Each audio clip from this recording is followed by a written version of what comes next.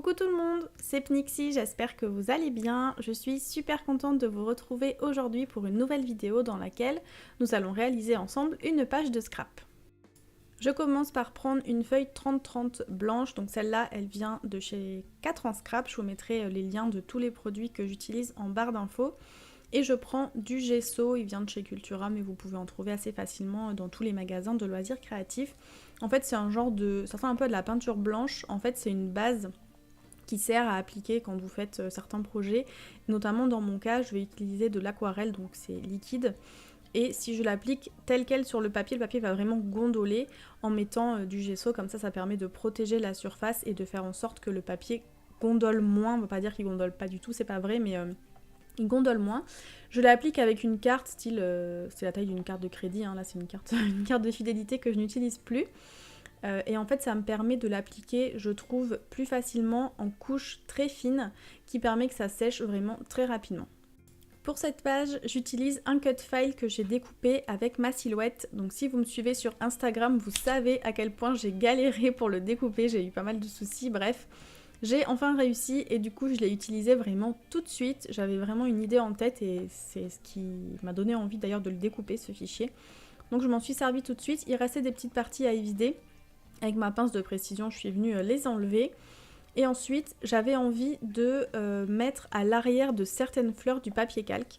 Donc pour ça, je prends un papier calque que je pose sous mon fichier de découpe et je viens tracer le contour de la forme sur laquelle je veux mettre du papier calque. Il reste ensuite plus qu'à découper. Donc comme j'ai fait les formes, la forme extérieure, il faut juste découper en suivant du coup le tracé que j'ai fait au crayon, mais en découpant un petit peu avant pour que ce soit moins large en fait et que ça rentre intégralement dans la fleur sans que ça dépasse. Donc là je prends un petit ciseau de précision pour faire ça. C'est pas forcément évident au tout début, les premières fois qu'on fait ça.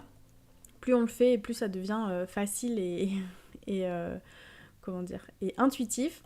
J'en ai pas fait beaucoup de paquets des cut files comme ça, donc c'est vrai que j'ai pas encore trop la technique, mais l'avantage c'est que en fait il vaut mieux en fait couper un peu plus large et rectifier après que l'inverse, sinon vous devez tout recommencer. Et du coup ensuite en le superposant comme ça, on peut voir à quels endroits le papier calque, du coup dans mon cas, est trop large. Je fais des petits repères pour savoir à quel endroit il faut que je recoupe. Et c'est parfait.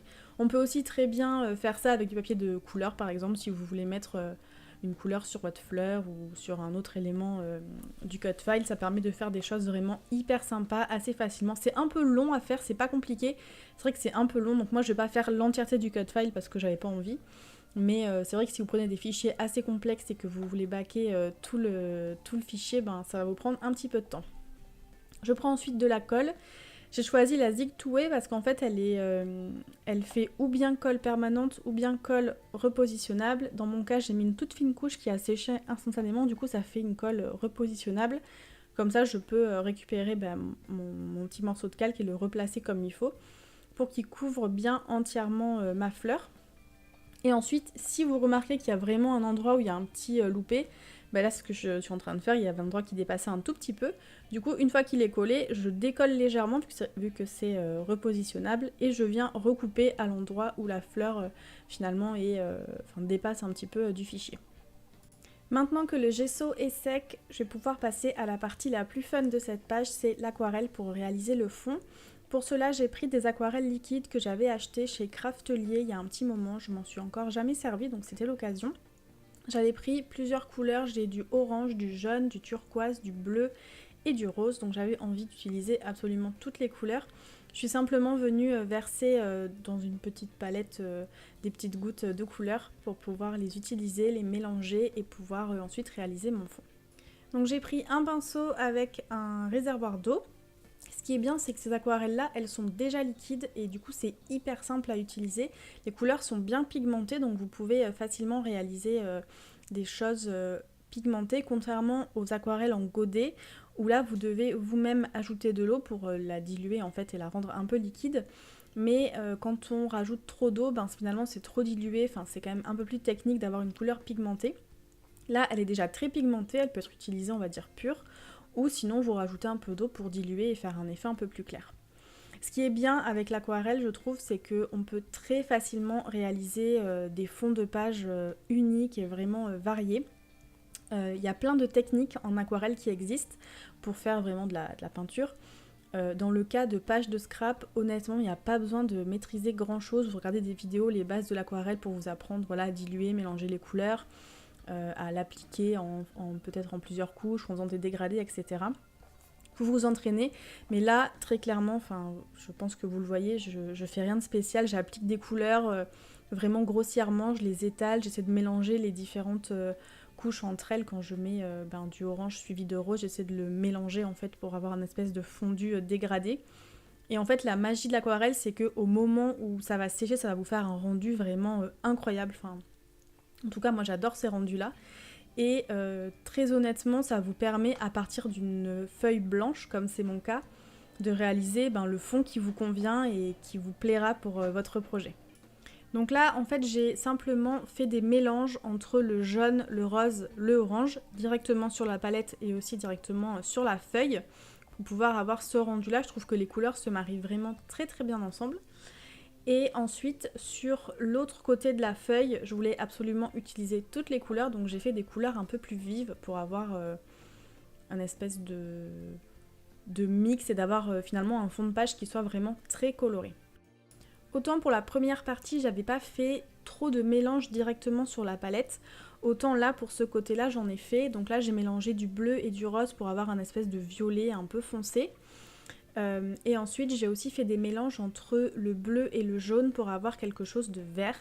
Et vous allez voir au final ça va me faire une espèce de roue si on peut dire tout autour de ma page très colorée. Alors je n'ai rien mis au milieu, c'est volontaire parce qu'en fait le milieu sera masqué par la photo que je vais utiliser, vous verrez ça tout à l'heure. Donc c'était inutile de m'embêter entre guillemets si je peux dire à remplir le milieu finalement parce qu'il serait pas visible. Je savais pas trop où m'arrêter mais je pense que j'ai été un peu trop loin au niveau des bords mais bon c'est pas grave. Et donc là vous voyez j'ai fait aussi bien des mélanges directement sur la palette que directement dans la feuille en mélangeant en mettant des pointes de bleu directement sur le jaune pour mélanger sur la feuille et avoir du vert. Là je remets du bleu directement sur le violet, sur le rose pardon pour avoir du violet. C'est vraiment voilà comme je vous disais la magie de l'aquarelle. Ce qui est bien aussi, c'est que si vous avez un petit budget pour le scrap et que vous voulez réaliser vous-même vos fonds de page, il vous suffit de vous prendre une palette d'aquarelle plutôt en godet, du coup ça vous coûtera moins cher, des feuilles blanches, un peu de gesso et honnêtement vous pouvez utiliser la palette pendant des mois et des mois avant que les godets ne se creusent et qu'ils soient vides et vous pouvez réaliser plein de fonds de page, il y a vraiment plein de techniques. Il y a plein de vidéos sur YouTube de personnes comme ça qui font des fonds de page en aquarelle et il y a des façons, il y a 1001 façons de faire des choses vraiment très très sympas avec l'aquarelle pour le scrap. Ensuite, une fois que j'ai terminé avec l'aquarelle, j'ai pris un peu de gesso que j'ai mis dans ma palette. J'ai mélangé avec une certaine quantité d'eau pour avoir quelque chose d'assez liquide. Et avec le pinceau, je suis venue tapoter au-dessus de la feuille pour avoir des petites taches blanches sur mon aquarelle. Donc là, cette technique, elle est vraiment hyper bien, ça évite d'acheter des encres en spray, etc. Vous prenez un peu de gesso, un peu de peinture, ce que vous avez chez vous, même de l'aquarelle si vous voulez une couleur différente, ou si vous avez un fond blanc, vous pouvez faire des taches d'aquarelle avec cette technique-là. Ça évite d'acheter tout un tas de choses de toutes les couleurs différentes. La peinture, clairement, la gouache, ça coûte vraiment pas cher et c'est très bien ainsi.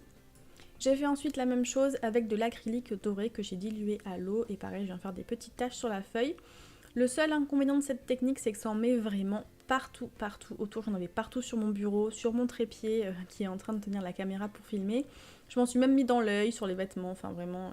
Il y en avait clairement partout. Ah oui, et aussi l'inconvénient avec les gouttes de peinture, comme ça, c'est que ça met plus de temps à sécher que de l'encre en spray. Donc là, j'ai vraiment attendu une bonne trentaine de minutes que les gouttes, surtout le doré, ça a mis un petit peu de temps à sécher. Mais une fois sec, donc je récupère mon cut file, ça c'est la photo que j'ai envie d'utiliser à l'intérieur, c'est pour ça que je l'ai découpé aussi grand. Donc là je viens juste me faire des repères pour savoir à quel endroit je dois couper parce qu'il ne faut pas que ça dépasse forcément du cut file et que ce soit non plus trop petit pour pas que ça remplisse entièrement l'intérieur.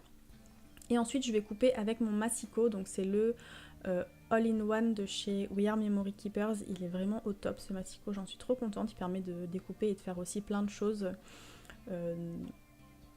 comme les outils en fait que vend à l'unité We Are Memory Keepers, ils ont réussi à intégrer je crois une dizaine ou douzaine d'outils dans ce massicot. En fait bon, moi je m'en sers surtout pour couper très clairement, parce que le massicot on s'en sert tout le temps en scrap, vous savez très bien de quoi je parle, mais il y a plein d'autres outils, on peut faire des enveloppes, des nœuds en ruban, enfin voilà, vraiment plein de choses, il est trop bien. Bref, donc là une fois que j'ai vérifié que la photo était ok, je vais venir la coller. Donc quelqu'un m'a donné cette technique de mettre une épingle de couture dans l'embout de mon tube de colle, parce qu'à chaque fois que je vous en parle en vidéo, je vous dis qu'il est tout le temps bouché, que ça m'agace. Et en fait, c'était pas du tout une bonne idée parce que ça a rouillé, donc l'aiguille a rouillé. Et je pense aussi que les parois de l'embout du tube ont rouillé et j'ai dû sortir une bonne partie de colle qui était du coup orange marronné, enfin que j'ai dû sortir parce qu'elle était remplie de rouille.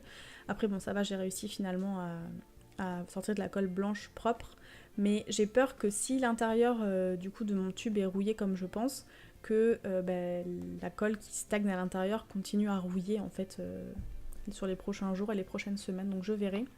Donc si vous avez une autre technique qui fonctionne, qui permet que ce fichu embout ne se bouge pas dès qu'on veut s'en servir, dites-le moi encore une fois en commentaire parce que vraiment ça m'intéresse.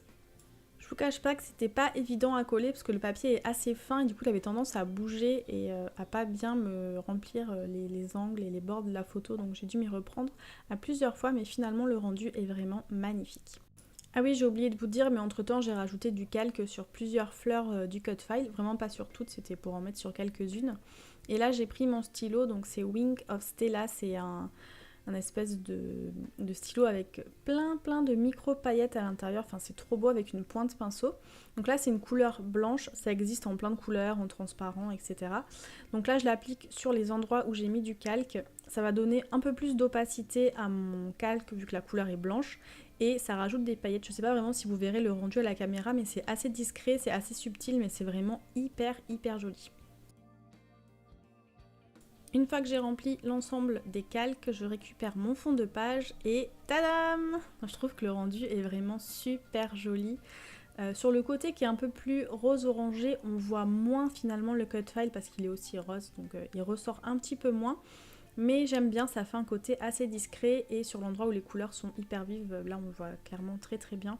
Et je trouve qu'avec la photo en noir et blanc, ça rend vraiment bien parce qu'il y a une photo en noir et blanc finalement assez discrète et un fond vraiment hyper punchy, hyper lumineux, hyper coloré. Je trouve que le rendu est vraiment trop canon. Je prends ensuite ce petit emballage qui contient des mots et des embellissements sur de la mousse 3D à paillettes. C'est trop canon. C'est une ancienne collection de chez American Craft. Je sais plus du tout laquelle c'est. Mais j'avais trouvé ça parce que c'était une fin de série vraiment pas cher. Et comme c'est du doré à paillettes, je me suis dit c'est sûr et certain que je vais m'en servir. Et je prends les guides d'alignement de la même marque, c'est Seekers. Ça permet en fait d'aligner des alphabets, des mots, etc. Alors autant pour celui-ci qui est complètement droit, on peut se servir d'une règle, il n'y a pas de secret. Mais il y en a aussi dans ce kit-là, en arrondi, en vague et tout ça, donc c'est vraiment un outil qui est hyper sympa.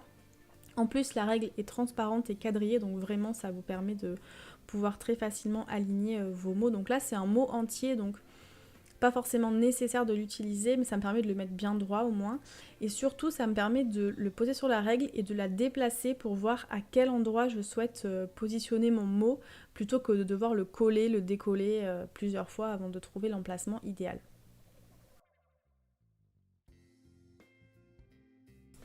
Pour finir cette page, j'ai ensuite utilisé plusieurs embellissements, donc il y a ceux qui étaient directement sur cette planche. J'ai aussi utilisé des enamel dots que j'ai collés un petit peu tout autour, qui venaient de chez Cultura il me semble, et qui allaient vraiment très bien avec les couleurs. J'ai ajouté voilà, quelques petites choses par-ci par-là pour ajouter un petit peu plus de peps également, et faire un rappel pailleté avec le titre que j'ai mis, donc Magical Day. Et je suis vraiment hyper contente du résultat. Je voulais pas non plus en mettre 3 tonnes parce que finalement le fond est quand même assez coloré et chargé, donc je voulais pas non plus ajouter trop de choses parce que trop d'embellissement je trouve tue un peu l'embellissement. Mais en tout cas j'ai rajouté voilà, pas mal de petites choses. J'ai mis ici les enamel dots sur le centre des fleurs qui avaient style marguerite ou pâquerette. pareil pour faire un petit rappel et je trouvais que c'était vraiment très sympa comme ça. Pour finir, j'ai juste rajouté un tout petit nœud en ruban. Donc celui-là il vient de chez Action et ils sont directement sur de la mousse autocollante 3D. Donc je l'ai rajouté au-dessus du Day pour rajouter un petit élément supplémentaire. Je trouvais que c'était vraiment l'emplacement idéal. Et finalement je me suis arrêtée ici pour les embellissements. Voilà pour cette page de scrap, j'espère qu'elle vous aura plu. En tout cas, moi je l'adore. N'oubliez pas d'aller voir juste en dessous dans la barre d'infos, je vous mets les liens vers tous les produits que j'ai utilisés et qui sont encore disponibles. Sur ce, je vous laisse et je vous dis à très bientôt. Bye bye!